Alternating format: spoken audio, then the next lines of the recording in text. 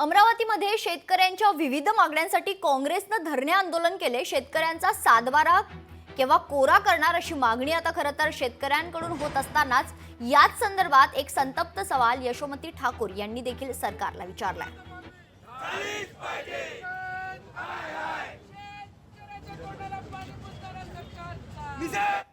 ही जी सरकार बसलेली आहे सत्तेमध्ये, ही शेतकरी विरोधी सरकार आहे। यांना शेतकऱ्यांचं काही घेणं देणं नाही आहे, यांना फक्त व्यापाऱ्यांचं घेणं देणं आहे।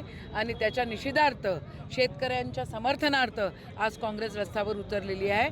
आम्ही मूळ सगळेच जण शेतकरी आहोत। आम्हाला माहिती शेतकऱ्यांचे काय हाल होत आहेत आणि कशा प्रकारे हे सरकार चालवण्याचं काम हे लोक करतायत।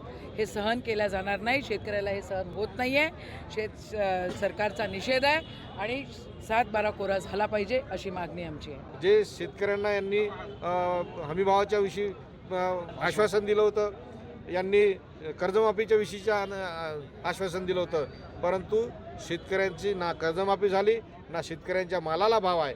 म्हणून हे आज आंदोलन आहे।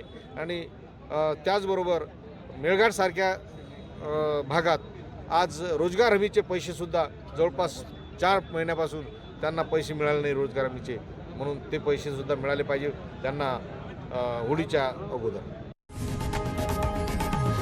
लोकशाही मराठी ऐका, पहा, जागरूक रहा।